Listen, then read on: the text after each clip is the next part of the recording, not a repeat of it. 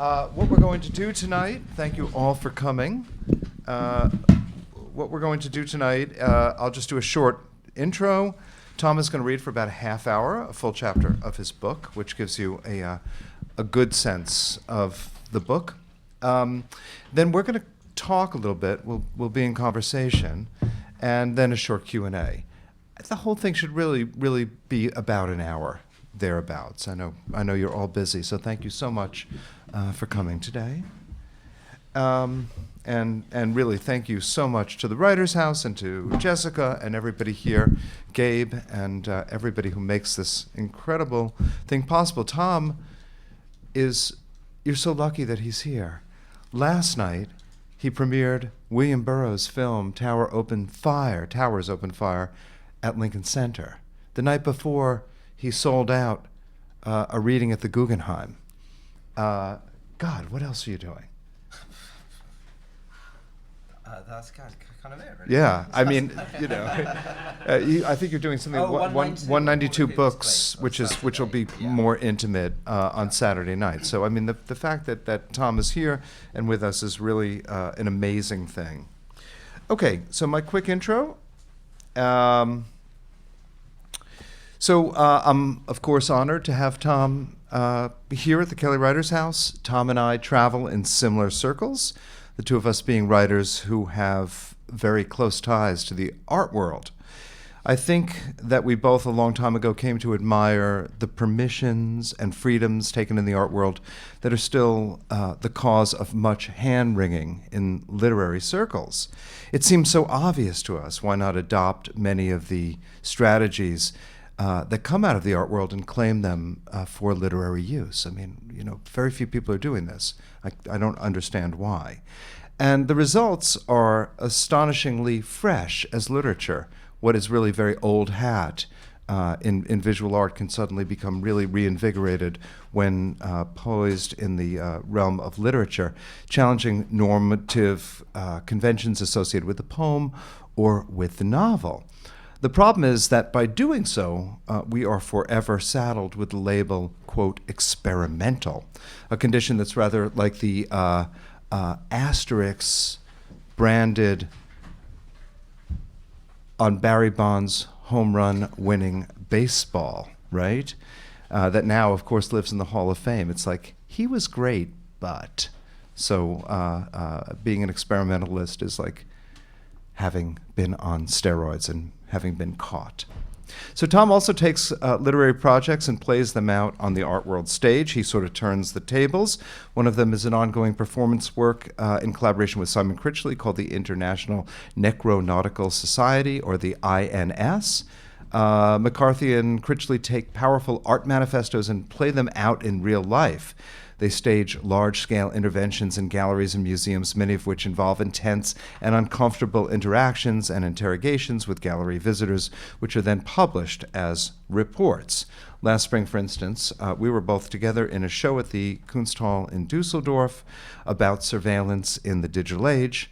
And when you went into the museum, you were forced to go through this elaborate maze and sign this incredibly elaborate agreement before you actually got to go in to see the artworks, with terms that included things like the visitor is not an individual but dividual, and illusion is a revolutionary weapon, all of which sounds incredibly like a McCarthy novel, which is exactly the point. One practice seems to inform and influence the other. The results are novelistic performances and performative novels.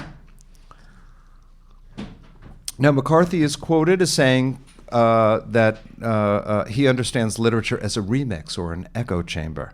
What's going on in literary work are other literary things disinterred, cannibalized, and recombined. That's what Tom says, which basically turns the author into a combination of an anthropologist, network theoretician, and conspiracy theorist. It's an attitude which also has deep roots, beginning with the futurists and following through Greil Marcus's secret history of the 20th century, moving through the letterists, situationists, the countercultural moment of May 1968 into punk rock, and manifesting itself in its current incarnation as hacker culture. His remixed novels also speak to our current digital moment with a firm affirmation that nothing is stable, that nothing is owned, that nothing is off limits from being swiped and detorned into yet another artwork. And by doing so, McCarthy redefines the notion of genius as it applies to literature, embodying a condition that the literary critic Marjorie Perloff calls unoriginal genius. But what makes McCarthy different from the legions of digital cut and pasters is really his acute sensibility. I think of him the way that I think of Christian Marclay, whose remixed and appropriated masterpiece, The Clock, could have easily been crowdsourced in only a matter of minutes. But it was Marclay's eye and ear in combination with knowing what the very best scenes were to pick, as well as legions of assistants, not to mention his 3 decades-long history of working as a reassemblage artist, which made The Clock into a stunning work of unoriginal genius. So McCarthy operates similarly when writing novels. He's a wonderful writer, and he actually is a consummate craftsperson, which makes him stand out as an example as to what the 21st century's notions of remix culture actually can aspire to. Tom is doing that. In closing, I can only say that Tom McCarthy is R.J.G. Ballard. Ballard's books were novels posing as philosophy or anthropology or cultural criticism or critique or all of them at once. But most importantly, they spoke directly to the moment in which we're living. And I think that the best thing that an artist can do is tell us what it's like to live in our own time. And Tom McCarthy has done that again and again. Ladies and gentlemen, Tom McCarthy.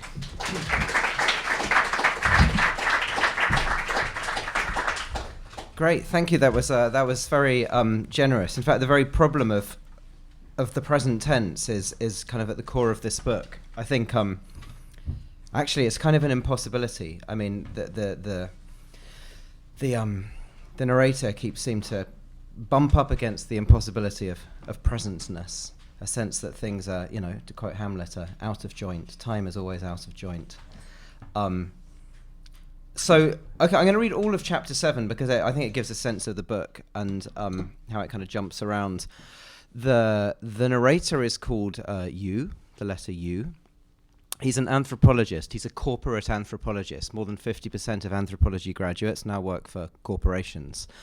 The consultancy for which he works is presided over by a kind of visionary, brilliant guy called Payman, who just kind of gets it, can see the whole territory of emergent kind of 21st century capitalism, I guess, and the way that culture and cultural insight kind of plays out within this. And he has this company, which is identified only as the company. The company is working on a project which is identified as, it's called the Koob Sassen project. The narrator is under a non-disclosure agreement. He can't tell you what it is. It's a massive, massive infrastructural project involving corporate, civic, governmental, miniature, micro, macro levels. And this is what he's working on. Like many other, thousands of other people, the consultancy is just kind of one small piece in a much bigger jigsaw.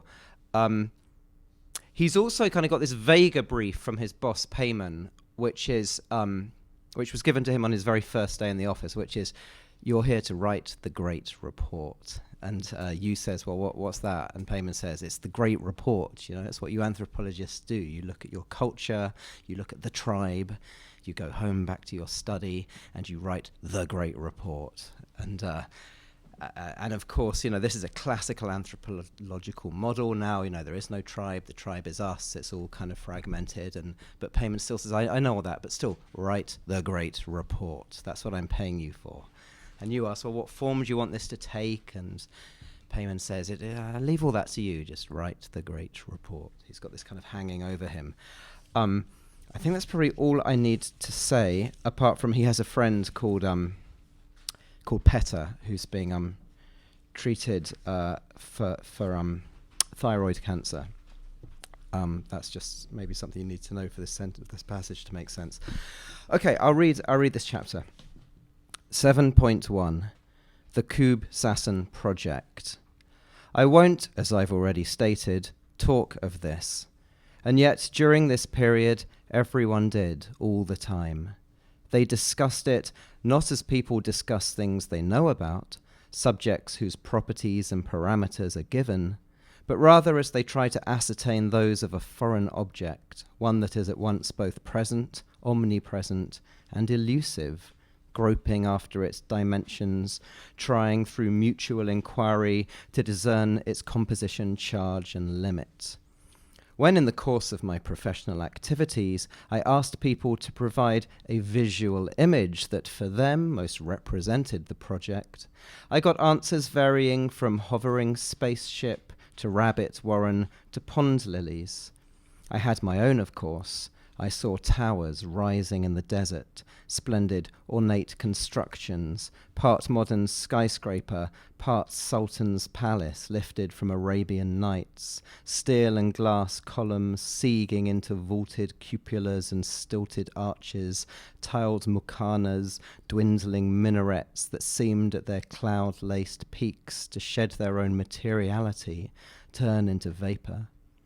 Below them, hordes of people, thousands, tens of thousands, laboured, moving around like ants, their circuits forming patterns on the sand, patterns that, in their amalgam, coalesced into one larger, more coherent pattern, just as the meandering, bowing, divagating stretches of a river delta do when seen from high enough above. What were they doing, all these ant-like labourers? Why, they were bringing in materials, or carrying out excavated soil, or delivering instructions they themselves perhaps did not quite understand, nor even fully did the person to whom they were relaying them, so complex was the logic governing the project as a whole. Instructions, though, whose serial execution, even if full comprehension was beyond the scope of any single point in the command chain, had the effect of moving the whole intricate scheme towards its glorious realization, at which point all would become clear to everyone, and ants would see as gods. 7.2. I had this vision often. As the weeks and months progressed, the edifice within it neared completion, its plan and outline growing more apparent. There were still unfinished bits, though, gaping lacunae where the carapace gave way to reveal guttery of half-laid floors, bare wiring, strata opening onto sub- and superstrata, down and up and every which way. The distances, the heights and depths and spaces in between were huge. It was an entire metropolis, a tower, and here, of course, the company's own logo wormed its way into the picture of Babel. Payman would always be there in these visions. He'd be standing on the plain, perched on a balcony, or leaning against a half-completed buttress, consorting with engineers and princes, architects and sheikhs and viziers, tweaking some finer point of the overall plan, or going over the logistics for the next phase or some such activity, there in the thick of it, connected, and I, through my association with him, felt connected too. Even if this isn't what the project actually involved, this is how it presented itself to me as I sat down in my basement, rode the tube, or drifted off to sleep. 7.3. The meeting with the minister took place, the government minister. It's odd to spend time in the company of somebody with power. I mean real executive power, to hang out with a powerful person. You would imagine they exude this power at every turn, with each one of their gestures, that their very bodies sweat the stuff, wafting its odour at you through expensive clothes. But in fact, the thing most noticeable about this minister was her lack of powerful aura. She seemed very normal. She wasn't physically striking in any way, neither particularly tall nor particularly short, neither fat nor thin, neither attractive nor ugly. Her accent bore no traces of excessive privilege, nor of its masking. She must have been about my age, early 40s. She was wearing sober, business-like clothes, with the exception of her shoes, which had small faux fur tiger skin stripes on them. We were sitting around a table, Payman, Tapio, myself, this minister, and 2 of her staff. The way we were positioned allowed me to see these shoes and what she was doing with them. As first one, then another person presented, responded, queried, clarified, proposed, counter-proposed, and so forth, she rubbed one of her feet against the other, so that her right shoe's toe, its outer edge, moved up and down against the side arch of its neighbour. She performed this activity non-stop throughout the meeting, even when she herself was talking. I thought at first that she was scratching herself, that she had a bite or irritation on her left foot that was itching. 20 or so minutes into the meeting, though, I had to abandon this hypothesis. While even low-level scratching has a kind of franticness about it, an angry stop-start rhythm, her movement was so regular and methodical that it seemed almost automatic. With each upwards motion of the toe against the arch, the tiger skin, its fur, would be drawn upwards, ruffled until its hairs all separated, each one bristling to attention. With each downward or return stroke, these hairs would all lie back flat again, losing their individuality amidst the smooth, sleek flow of feline stripes. 7.4. After the best part of an hour, I realized what this minister was up to. She was attempting with her right foot to undo her left shoe's buckle, which unusually fastened on the inward rather than the outward-facing side. This, I realized as I watched her, was quite an ambitious undertaking. Buckles are finicky. Once you remove hands from the equation, mastery of them becomes well-nigh impossible. Yet this is what her right foot, with a persistence and determination that I found increasingly admirable, was trying to do. The buckle had some give in it. The strap had been made pliant by, I presumed, repeated previous attempts to carry out this operation. At the same time, the strap still possessed enough stiffness to ensure that a push applied to its free end caused a whole stretch to be forced up towards and ultimately through the metal frame, rather than just crumpling.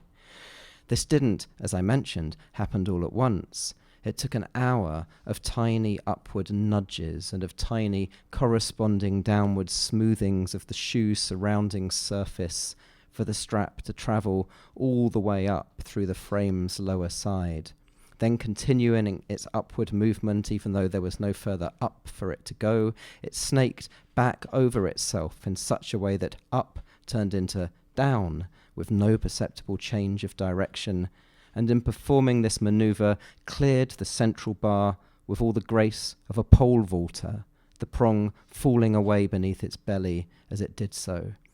Free of all encumbrances, the strap then slipped with rapid ease through the frame's upper side, and presto, the operation was completed. 7.5. As if this weren't impressive enough, the minister then proceeded, using the outside edge of her right shoe's toe once more, to redo the sequence in reverse. It took the best part of another hour, but she managed it as well. As soon as she'd returned the buckle to its starting position, its original state, she called the meeting to a close. I found the whole experience of observing this small episode, this drama that, due to the shape of the table, its supporting legs, the layout of our chairs, and similar factors, I alone could see, deeply satisfying. "How do you think it went?" Payman asked me after we had left. "Oh," I answered, "excellently." 7.6. Back in the office, as our work on the Kubsassen project kicked in and the general traffic levels edged up, we started experiencing problems with our bandwidth. There was too much information, I guess, shuttling through the servers, down the cables, through the air.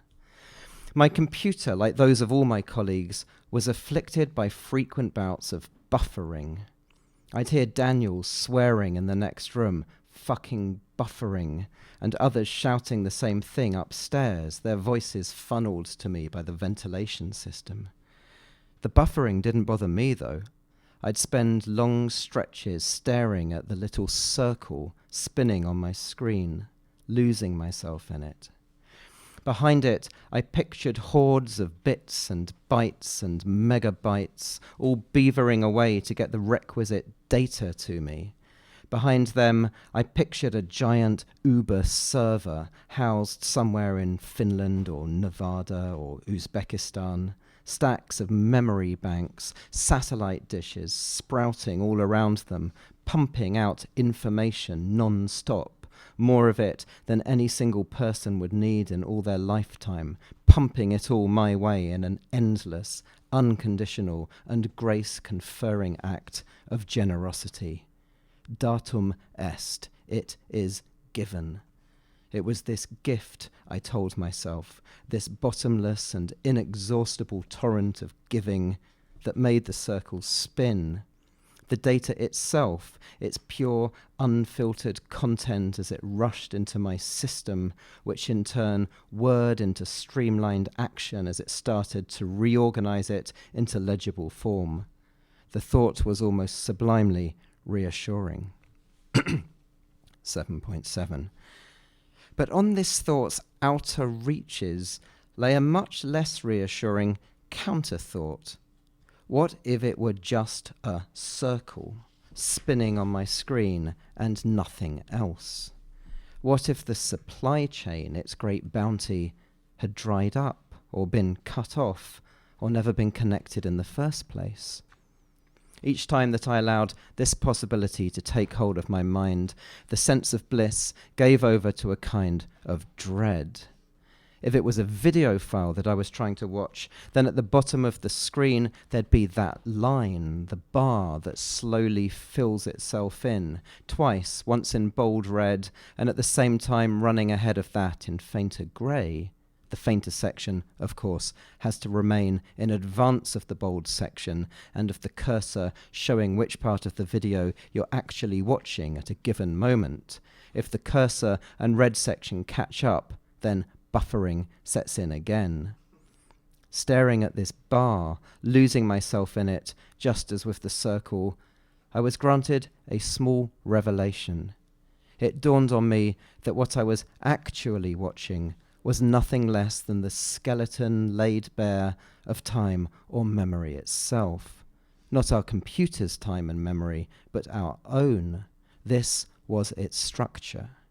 We require experience to stay ahead, if only by a nose, of our consciousness of experience, if for no other reason than that the latter needs to make sense of the former, to, as Payman would say, narrate it both to others and ourselves, and for this purpose has to be fed with a constant, unsorted supply of fresh sensations and events.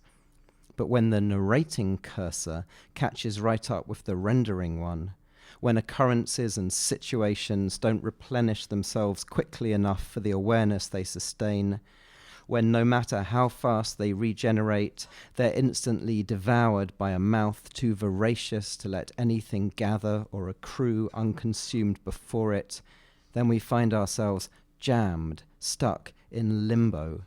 We can enjoy neither experience nor consciousness of it. Everything becomes buffering, and buffering becomes everything. The revelation pleased me. I decided I would start a dossier on buffering. 7.8. Bronisław Malinowski, the father of modern anthropology, said, "Write everything down." That was his first commandment. You never know, he reasoned, what will turn out to be important and what won't, so capture it all, turn it all into data. I used to adhere devoutly to this commandment. As a student, and later I'd keep field notes which I'd type up in the evening or first thing in the morning after each night before, detailed accounts of even, especially, the preceding day's most trivial encounters, impressions of all the people and locations these involved, first-pass appraisals of the hue and undertone of situations. When Payman, with his visionary vagueness, handed me my epic, my epochal commission, this great report, The sense that anything might end up forming part of this made everything that I came across, every event I lived through, glow and buzz with potential even more. Paradoxically, though, at the same time, the writing down, the field note taking, tapered off. This wasn't due to lack of commitment, far from it. It was a consequence of Payman's way of thinking. He didn't, it was quite clear, want a standard ethnographic paper that would sit gathering dust or cyber dust alongside others. He wanted something different and surprising, something bigger, more ambitious, and above all, new. It will find its shape, he'd said. I leave all that to you. This was the exciting part, this remit to leave all established ethnographic protocol behind, to go off-road, off-map, as radical and left field as I wanted. Anything went. What if, rather than it finding its shape, the age itself in all its shape-shifting and multi-channeled incarnations were to find and mould it? What if the age, the era, were to do this from so close up and with such immediacy and force that the it would all but vanish, leaving just world shape, era mould? I started to think thoughts like these. They excited me. Beneath their vagueness, I felt something forming, something important and beautiful and momentous. 7.9. One evening, a few months after I joined the company, and about half a year before we won the project contract, I found myself still in the throes of these thoughts, drinking with a woman in a bar, a random stranger with whom I'd struck up a conversation.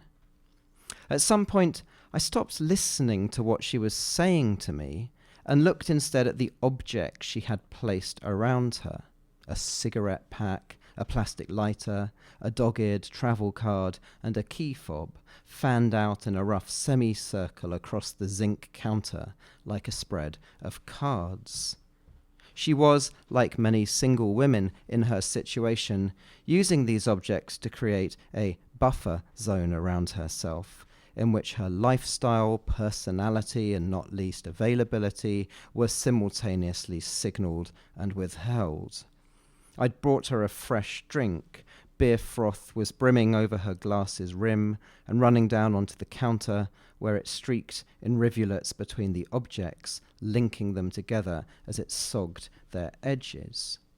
Where previously I would have made a mental note of all these objects and then, a la Malinowski, written them down later so that each of them could, when analysed, yield its semantic content, the key fob had a picture of some elaborately hairstyled space princess on it, a pre- or proto-Leyen heroine dating right back to the days of silent cinema.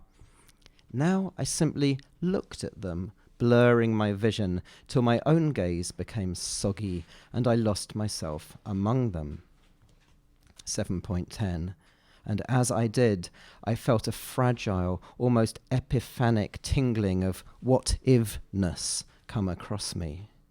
What if just coexisting with these objects and this person, letting my own edges run among them, occupying this moment, or more to the point, allowing it to occupy me, to blot and soak me up, rather than treating it as feed data for a later stock taking? What if all this maybe was part of the great report? What if the report might somehow, in some way, be lived, be bead rather than written? I didn't go home with this girl, this frothy, streaky princess in a galaxy far away woman, and in fact never saw her again, but that didn't matter. Let it fulgurate, Payman had said. As I drank with her and as I left the bar and over the next days and weeks, a new field, a new realm, a whole new order of anthropological experience seemed to burst open and fulgurate before me, its pieces glittering and dancing madly as they started to take up positions within what I suspected might one day turn out to be a stable and coherent pattern, an order of which I, not Malinowski, would be founding father.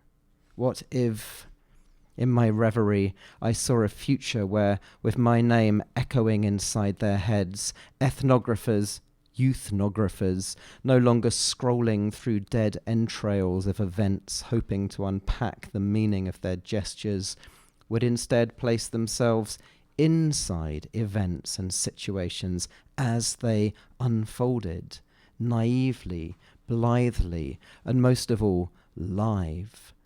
Their participation from within, transforming life by bringing its true substance to the fore at every instant, in the instant, not as future knowledge, but as the instant itself, which, like a ripened pod, would overswell its bounds and rupture, spawning meaning, spreading it forth to all corners of the world.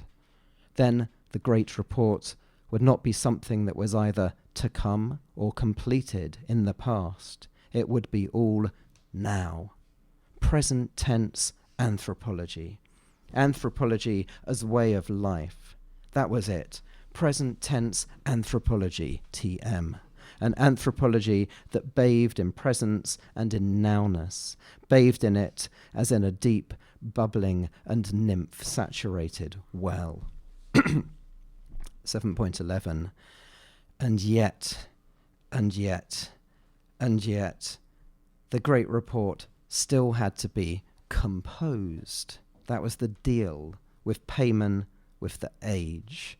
Even if it wasn't composed in a way that conformed to any previous anthropological model, it nonetheless had somehow to find a form. It was all a question of form. What fluid, morphing hybrid could I come up with to be equal to that task? What medium or media would it inhabit? Would it tell a story? If so, how and about what or whom? If not, how would it all congeal? Around what cohere? How could I elevate all the photos I had pinned about my walls, the sketches, doodles, musings, all the stuff cached on my hard drive, the audio files and diaries not my own? How could I elevate all these from secondary sources to be quantified, sucked dry, then cast away to primary players in this story or non-story? Above and beyond this, how could life as lived become transmogrified from field work into work, the work? Here my thinking, I'll admit, got vague even by Payman standards. What if I imagined cells of clandestine new ethnographic operators doing strange things in deliberate, strategic ways, like those conceptual artists from the 60s who made careers out of following strangers around for hours on end, or triggering unusual events, specific situations, fainting or rather pretending to, or simply lying down in a busy street, say, or staging a quarrel in a cafe. Could that kind of stuff, that kind of practice, be applied to modern life? And then, as present tense anthropology TM, could it be somehow passed on, communicated to, or even replicated by collaborators who might, through the very act of recognizing it, cause it to be simultaneously registered, logged, archived? Could that be it? How would it work? I tried to picture cells, chapters of new ethnographic agents, like you get with biker gangs and spies, each of them primed, initiated, privy to a set of protocols and gestures that a tacit call to order might activate and reactivate time and again. And then the rituals and ceremonies that ensued, might that be the report?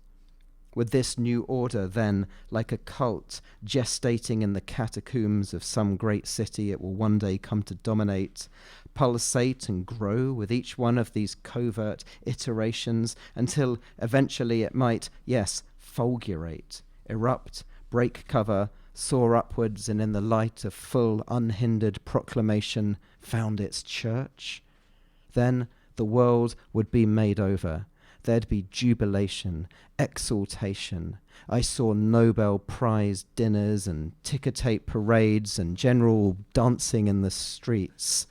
But still, here was the catch. Here, every time, even my wildest fantasies with their champagne and bunting and confetti came back full circle to their sober starting point. For all that to come to pass, for that whole sequence to be set in motion, the great report had first, somehow, to come into being. 7.12. The iodine's not getting any traction, Petter said the next time I met him. So they're trying a new tactic. Iodine's a treatment for thyroid cancer. Oh yes, I asked. What's that? Well, he told me, they've taken sample cancer cells from me and sent them to this lab where they mix them with cells from honey and thyme and rosemary and the sweat of hummingbirds and all kinds of natural things. The cells of these have quite specific structures which react in certain ways with other structures, and once in a while, one set of cells can neutralize another, take them out. If they find one that takes out my cells, then we're rolling. Don't they know already which cell structure will suit you, I asked. No, he replied, they haven't got it all mapped. It's still hit and miss. You just have to pair your cells with each of these others, moving down the line, running the gauntlet, and you never know, you might just find a match. The lab's in Greece, he said. Greece? I asked. Yeah, he answered, Greece. How about that? He paused, and I pictured this Greek lab for a few moments. I had a quite clear picture of it, only it was shedding, even as I held it in my mind, its modern scientific ambience, and acquiring an ancient one instead, mutating into a grotto full of hecatombs and urns into which white-robed ministers served offerings of blood and flesh. Above these ministers, hovering beyond the smoke and vapour, a pantheon of gods sat around a long board table at whose centre lay a big, fat tome in which all structures and all matches had been written down. It was to them, to this Olympian committee, that these libations were being given, these supplications made in the hope that the committee might, in their infinite pity, wisdom and benevolence, do what only they could do, look up an entry and send back to meek, afflicted mortals a celestial ping of recognition. Petter started speaking again, his words floating above this vision like a voiceover. It's worth a try, he said. 7.13. Talking of visions, as time went on, my mental picture of the project, my Baroque casting or elaboration of it, changed. Out went the towers and palaces, or rather, better to say they flattened, their balconies and arches, corbels, cornices and spires and all such wedding cakery steamrollered down into a uniform consistency.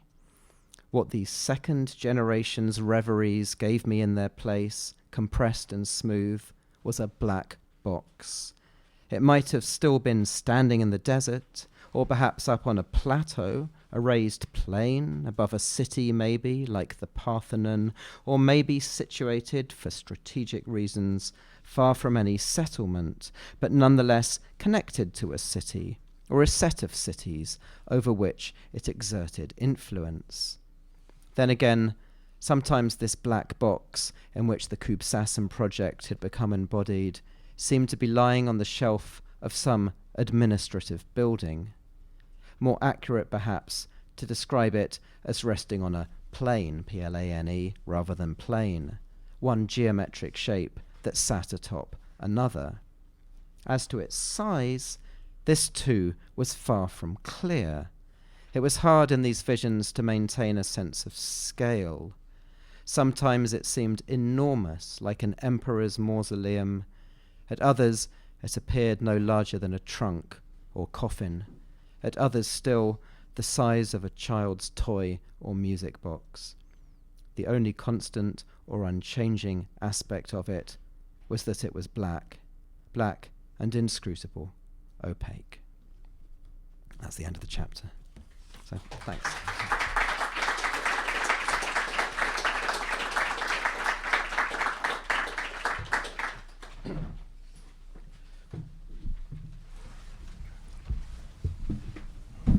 Thank you. That was amazing. So could have listened much longer. I want to start to ask you, actually,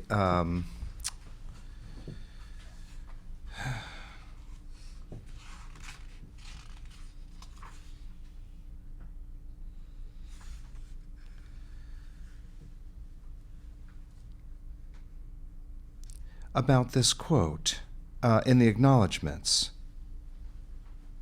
You say, I should also mention Paul Rainbow, whom I've never met, but whose brilliantly formulated thoughts on the notion of the contemporary I have freely and shamelessly lifted. Satin Island, like all other books, contains hundreds of borrowings, echoes, remixes, and straight repetitions. To list them all would take up as much space as the text itself. Right? And there's, that is such a funny thing to slip into the acknowledgments after you read this thing that really is so seamless and so consistent and so univocalic in terms of your voice. I'm really wondering if you could elaborate on that funny quote. The bit about Paul Rabanel? No, well, about moving, the way you borrowed from him. Yeah. And also the complete outsourcing of the book. Yeah, but I was reading your book on uncreative writing, right? Mm-hmm. And you look at this passage from Joyce, where that wonderful passage from the Ithaca section of Ulysses, where he's describing water, and you point out this is patch writing from a very fat encyclopedia, or a set of encyclopedias, and I think the vital bit in that passage is in that bit you just quoted, is where he says, where I say, Satin Island, like all books. Mm-hmm, mm-hmm. I mean, I think, this is what all writing is kind of doing. Even when the writers don't think that this is what they're doing, it is what they're doing. They're just... It's a secret, though. Okay, so Tom is not reading his reviews on this book, which is really amazing. And I noticed that he was reviewed very lovingly in the New York Times this week. I should have done this in the last book.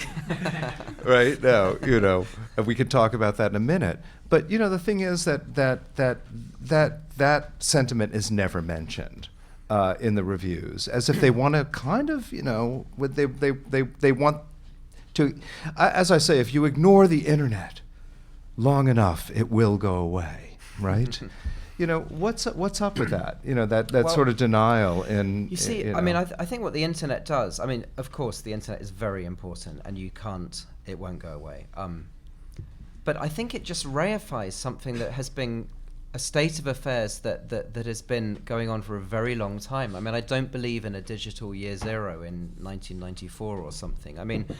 Western literature more or less begins in Aeschylus's Oresteia, 458 BC, with an account of a signal crossing space, right? Right at the beginning of the play, the watchman comes out of the palace roof and goes, "The signal," which means that Troy has fallen. He's seeing a beacon signal, which is the last in a chain of about 20 beacon signals that travel all across Greece, each one visible only to the next. And these are actually machines with movable parts and attendant encryption systems. And Clytemnestra comes out on the balcony and she says, "Oh yeah, that means Troy has fallen." That's almost a detail. And then she spends 3 pages naming every single node and relay. She names every single beacon and where it is and how its light travels to the next beacon. So she quite elaborately lays out the grid, right? The information grid. We are right from the beginning of literature in the regime of the signal.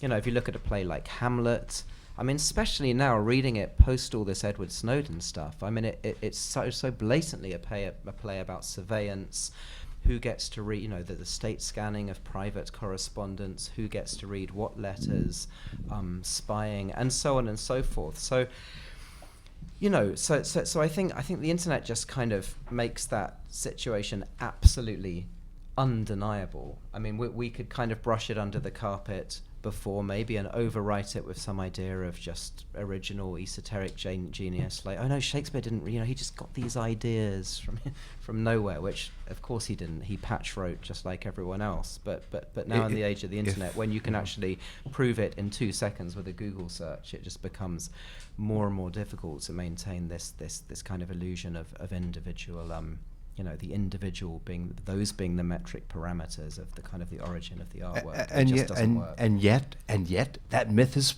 perpetuated again and again and again and again. And so I feel like sure, it's been there since the beginning of time, but it's like this weird secret that nobody ever wants to talk about. Because what would happen to the genius industry if such a thing, if such truths got out? Well, I mean, I'm looking in that book at these kind of collaborative structures, which are not democratic. I mean, the way the company works, Payman is the visionary genius. He's hardly ever there, and he doesn't actually do much, but it's just his aura kind of needs to be there. And I was talking, years ago now, with someone who worked for a very, very famous superstar architect, and he said, look, this is how the office works. There's about 7 or 8, bright young 24-year-olds who are, she creams off the best graduates from the various architecture schools. They turn up at 8 o'clock in the morning. She comes in about 11:30, hungover, whatever, and says, I had this dream about like a stingray or something, and could you just look into that a bit? And they go away for a week and look at the way a stingray is constructed, its skeleton, and someone else with maybe a more arts background will go and look at, the cultural history of stingrays, and they all come back in a week and report and say, well, for the Greeks, the stingray was kind of represented, and do you know a stingray has a decentralized, and someone else said, well, that's a bit like Deleuze, and da-da-da-da-da. And then, within 2 weeks, they have this kind of idea, and then she goes to the engineers and says, look, can you kind of try and make some models? And to cut a long story short, 5 years later, I'm kind of giving away who the architect is, but 5 years later, there's an Olympic swimming pool in the shape of a stingray, and it's brilliant, and it has her name on it, and rightly so, because none of this would have happened without, without her being there and that name being there and this kind of infrastructure. But it's a massively networked, collaborative project, and I kind of wondered, well, could you write a novel like that? Yeah, but an interesting exercise. But you didn't. You didn't have a team that you outsourced this to. I assume. I don't know. No, I didn't. Not in the same way as a filmmaker will have. Say you go and do location finding, and you do the sound. The architect model. You the did architect not. model. Yeah. Did you? No, I didn't. Have a team? No. It would be interesting to do that. I'd like to do that one time as a 3-year project. Run it in the same model as an architect's office, and kind of turn up hungover. I really have some brilliant students here that could help you. You're welcome. Discuss. I see 6 of them in the room. That would be your go-to people. I just turn up a bit hungover and say, I kind of got this idea for the Odysseus story set in a modern city, and could you go and work this up for a bit?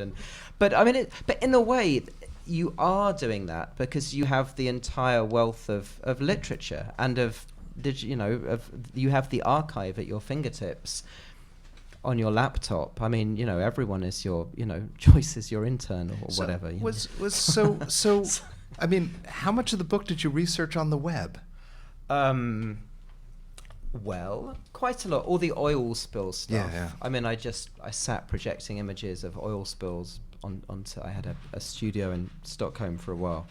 I was just looking at lots and lots of... There's a marvelous point in the book that Tom's talking about where the guy goes and gives a speech at a conference about an oil spill, and it's just completely dry and dead, and it falls on deaf ears.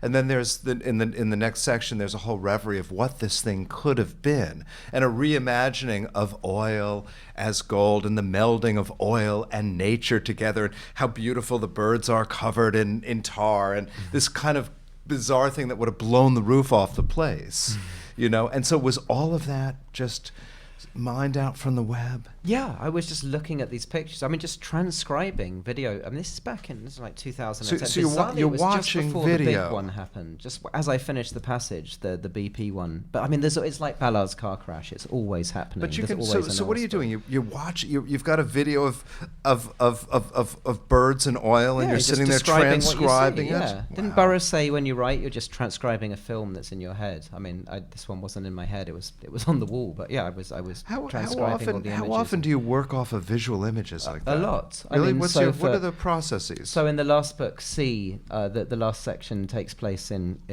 Egypt in 1922, and I just went to the British Library and pulled up all these images of Egypt in 1922 and just transcribed them. I mean, just gave a very literal description of them. And also, often I wander around with it. Well, it used to be a dictaphone, now it's just with my iPhone. So with all the Staten Island ferry stuff, I just stood for 3 hours in the terminal I was saying, watching. there's a popcorn stand, and this is reflected here, and that's there, and There's just a transcribe it afterwards. There's a great, the ending of this where, and I'm not going to reveal the ending, but where you actually goes to, attempts to go, wants to go to Staten Island because it's a misheard dream, Satin Island, and there's this. I've been in that terminal amazing amounts of time, and the description of the Staten Island ferry terminal, the new one, not the old one, and the glass and the flows of people, and you had actually the great name for those things that come down.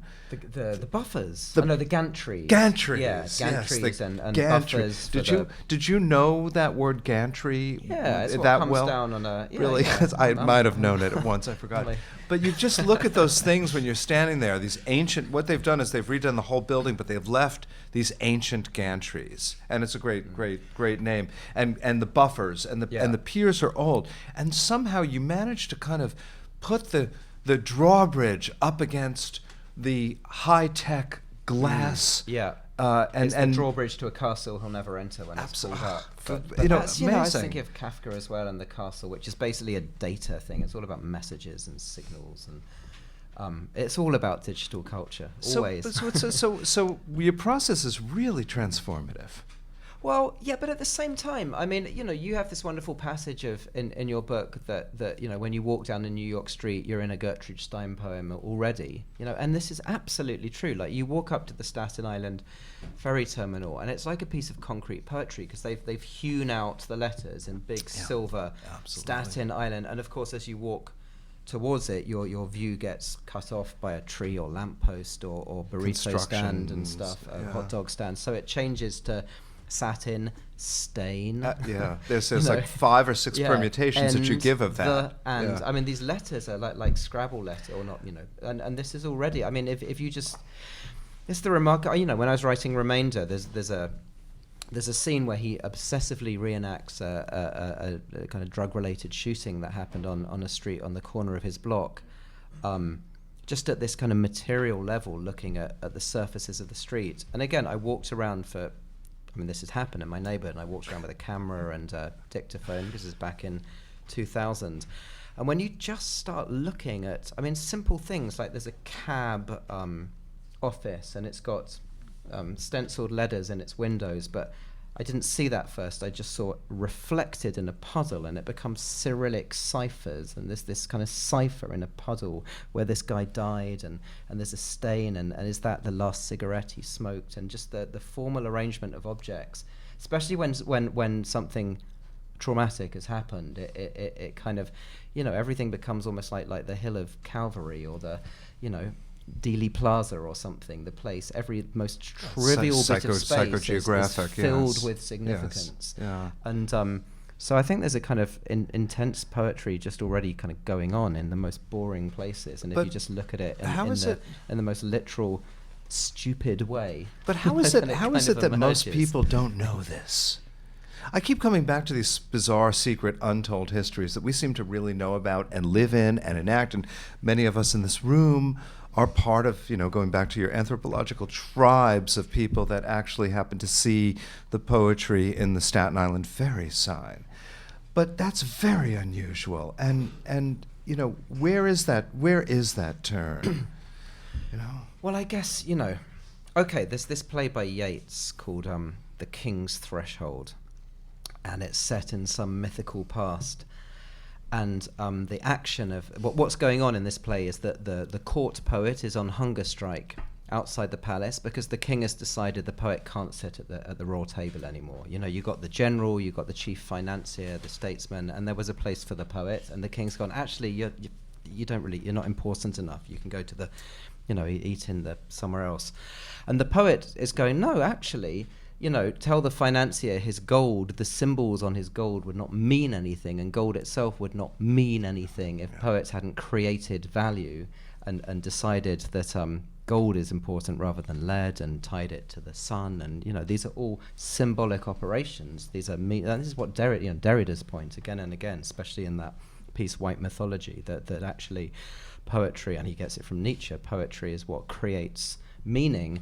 And then like kind of erasing a coin, it kind of erases the very fact of its own origin. So we think kind of meaning is just this prosaic thing, and maybe on a Saturday night we can have a poet sit at the table for a little bit and kind of embellish that meaning that's already there without recognizing that actually they put it in the world in the first place. He talks like he writes. That might have just been another chapter. I mean, these kind of insane connections that you're making are just, are so beautiful. This is just the way your mind works. I don't know. I'm just kind of plugging into this. I mean, this is how literature works, I think. I mean, this is... You must know that wonderful piece by Perec, An Attempt to Exhaust a Place in Paris, where he just sits... Every day. It's not about being clever. It's kind of about a dumbness. I mean, he sits in this square and just writes down what happens, and nothing happens. Yeah, he sits. There's another one I think that's very similar, where he goes back in front of the house that he was born in Paris every day at the same hour, and writes for 15 minutes a description of the scene. Yeah. And every day, of course, it's completely different. But I mean, in this square, it's stuff like when a bus passes by. And if you're there for 3 days, you get to know the rhythms of the square, and there's just this incredible poetry to just going, a number 76 goes by, a number 22 goes by, a number 76 goes by, the flower seller moves this way, a number 76 goes by, and then when there's a continuity error, this is the moments of epiphany. It's like that bit in The Matrix where it's suddenly a glitch and you realize, oh my God. I mean, he says, oh, this is wrong. And when you see the tear in the fabric, you can suddenly see the whole fabric. But it's only by looking at that kind of micro level. I don't want to give away the great tear in the book, but I do want to talk just for a moment, and then I think we should open up to questions from you guys, if you have any. There is a great turn in the book. Could the assignment be a great metaphor for writer's block somehow? Oh yeah, for sure, Yeah. absolutely. I mean, when I originally started trying to write the book, the character you was going to be was going to be a kind of writer who'd written a book and then been hired by the company, and I just thought, oh my, does the world really need another book about a writer trying to write it, especially by a white man, again, like it doesn't. So is that a theme? Are there so many? Oh, there are so many. Really? I mean, oh yeah, all those millions of Roth and. Is that what Philip Roth's main dilemma is about? I've never read him. But you kind of look at them and I don't know. Maybe there seem to be so many of these. Yeah. The writer with writer's block and the great writer with. Right, I mean, right. I don't know. And then, but the anthropologist, of course. I mean, the anthropologist is an interesting figure because he's the kind of writer stripped down to the essentials. Right. The idea is you look at the world and you report on it. I mean, that's kind of and it's about writing, and that's the classical model. Whether that works or not is and then I discovered all these figures like Claude Lévi-Strauss, the mid-century French anthropologist, who's firstly he's a better writer than all his contemporaries who were proper writers. I mean, he just writes brilliantly and beautifully. And on top of that, he's more aware of the actual mechanics of writing and the kind of traps it lays, and the whole problems of seeing the world become essentially literary problems of reading and writing for him. And there's this tension in his work of kind of wanting to be a writer but wanting to be a scientist, and And there's this wonderful passage where in Tris Tropique, where he's kind of stuck in some jungle for ages, and the next boat out isn't for another 2 months, and he's smoked all his cigarettes and drunk all his wine, and he's just really fucking bored, and and he gets all these. He decides, screw this, I'm going to become a great playwright, and like Racine or Corneille, and so he gets all his research notes and flips them over and starts writing an epic play. For 6 days, and like God, on the 7th, he gives up. He says this was a stupid idea, but if you kind of imagine, I like to imagine not so much him writing it as the actual piece of paper. So on one side you've got kind of empirical, proper knowledge, supposedly. On the other side you've got great epic art, which fails. And if you could magnify that and kind of blow it up 1,000 times, you'd have this huge pulpy kind of no man's land of neither nor, and that for me would kind of be the space of contemporary literature. Well, I think you've accomplished that very much in this book. Oh, very much. No, yes. That is a pulpy mess. Yeah, absolutely. So it's a no man's land. Does anybody have anything to ask Tom, or comment, or? While you're formulating your questions, I did want to also get back to the Malinowski, the idea of writing everything down when in fact everything is already written. Yeah. So later in the book, he returns to that Malinowski thing and says, write everything down, but it is already. And this is something that digital culture has advanced to saturation point. I mean, things are, everything is written all the time. Every time you go on Facebook or Amazon, or every time we walk down the street, our map, the iPhone in the pocket is pinning and logging and archiving and turning everything into data. Every keystroke we make, etc. So the networks of kinship are not being mapped by anthro novelists; they're being mapped by software. So there's a kind of redundancy. I mean, it's an interesting situation then. I mean, where does that leave the writer? And also, where does that leave the reader? I mean, who can read that shit? I mean, the NSA famously had all the data to know that September the 11th was going to happen, but it was unreadable. It's illegible. Yeah, and the surrealists had the idea of automatic writing, but that's kind of quaint now. It's about automatic reading. Or automatic writing is being automatically written. It's all metadata now that's being churned. There's a lot of automatic writing going on. Yeah. Any questions for Tom? Yes. Like in an interview a while back, you said British publishing have gone middle brow. Mm-hmm. I was wondering what you if you could speak to that and what the future is for English writers. I don't know. I mean.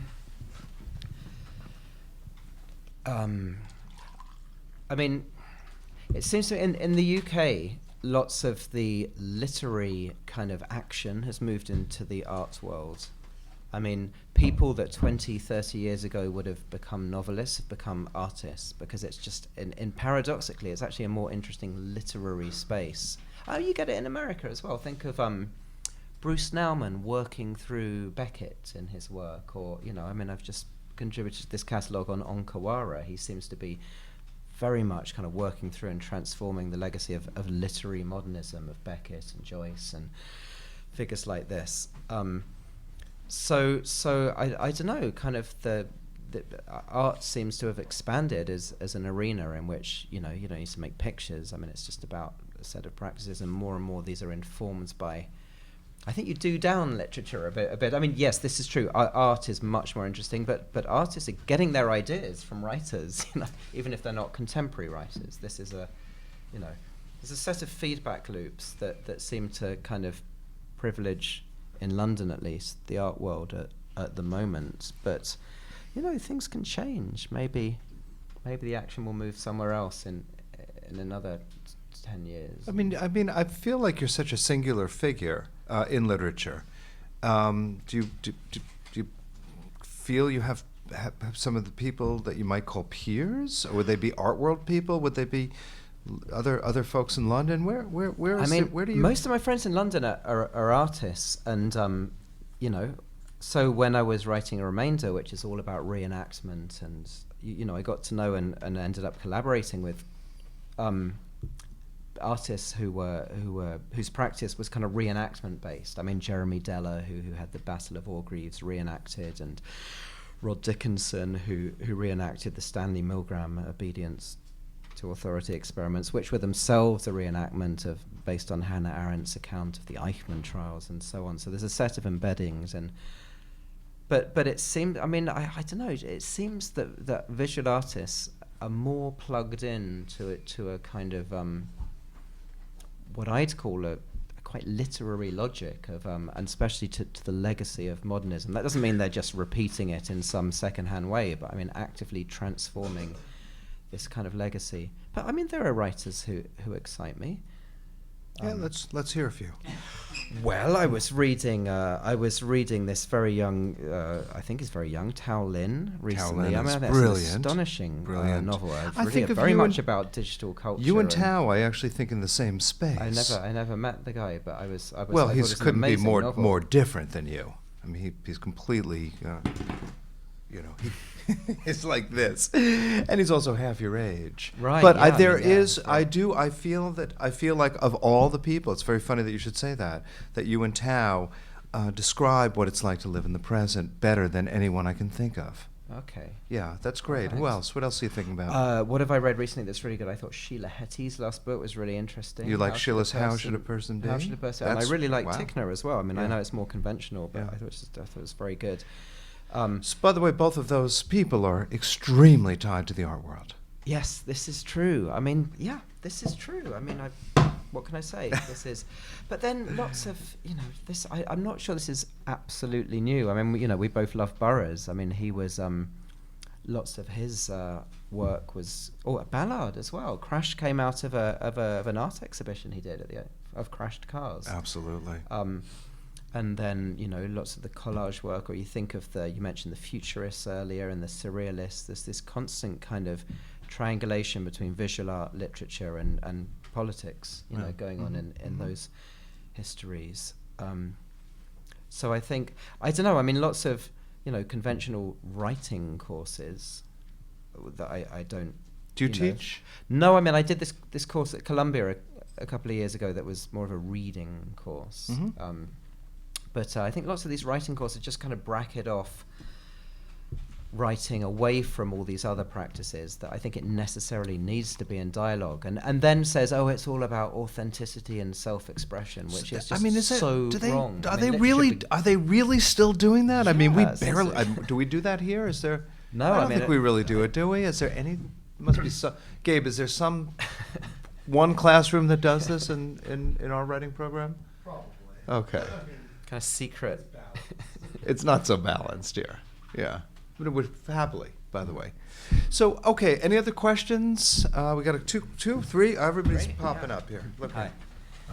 When was the last time you were overwhelmed? Overwhelmed. The question is, Chukuma said, when was the last time I was time overwhelmed. Tom was overwhelmed? Last night, I screened, as Kenny said, I screened at the Lincoln Center. I introduced a double screening of Burroughs' Towers Open Fire and Johann Grimmenpretz's, who I've also worked with. Johann Grimmenpretz's Dial History, which is this amazing. It's on Ubu. It's a great video. Yeah, Johann It was, Grimmenpretz. Yeah. I mean, it kind of anticipated YouTube. He made it in '97. It's a great, collage yeah. film, and he looks at the airline hijack as a kind of situation and all this found footage of hijacks and from the '70s mainly, and I hadn't seen it on the big screen for 10 years, and it's very powerful. It's very disturbing. I mean, basically, you're watching a lot of people being killed in the space of an hour and 40 minutes. So it's incredibly beautiful as well, and I was completely kind of overwhelmed by it. Yeah, I don't know. I get overwhelmed all the time. You see the letters Satin rearrange themselves into Stain. I think that's quite overwhelming. Yeah, I actually, as a function of thinking about if it's not individual genius, so per se, it's like the ability to be like painfully sensitive to the world. You get a surge. The network surges at you, and you are overwhelmed. Maybe that's Do you have a that's what the question? buffering- Yeah, I have a quick question. So I was really blown away in Remainder about how the main character will kind of hire these reenactors, not actors, and still be separate from them, but really participate and at the same time. And I'm thinking about that with what you just read, and this being an anthropologist who's still one with this corporation or whatever. But can you talk about, like, is there ever a way to reconcile the two? Do you believe in reconciling the two? No, this is the thing. I mean, so there's a bit early on in Proust where he goes up the clock tower above the church tower above his village and sees the whole thing from above and goes, oh, now I get it. You know, I can see my whole life mapped out, but I'm not in it anymore. But if I went back down to be in it, I wouldn't see it anymore. And there's this, you know, there's an impossibility of being in two places at the same time. And this is, so in Remainder, he's having these reenactments done, and then he wants to kind of dive in and merge with it, but then also have that, I mean, I guess his desire is to lose that, or to move between one and the other. I mean, I was thinking quite a lot of Sade, the Marquis de Sade, 120 Days of Sodom, which is all about reenactment. Mm-hmm. They kidnap all these, you know, teenagers and they put them in a room, and they get these 4 high-class prostitutes to one of them will stand in the middle of the room and tell stories about, you know, one time I was screwing these 3 guys and blah, blah, blah, blah. And each of the 4 kind of clients who have paid for this and set this up, that the game rules are such that they can at any point say, hey, stop, that bit's good, let's do it. And they use the teenagers as kind of extras. So it's basically a narrative space. And within that space, there's a possible move, only for the privileged, you know, the rich, the ones who've paid, between a passive listener who's kind of watching or hearing from the outside and an active, you know, participator. And this is a move into violence. I mean, that has a victim, and I find that kind of fascinating as a kind of logic, and it's very obviously it's very politically loaded, and so.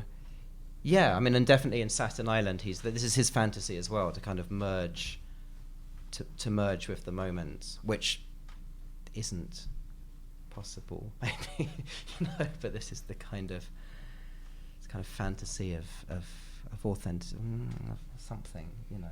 Thanks, Sasha. That's a great question. All right, Wilmer, last one.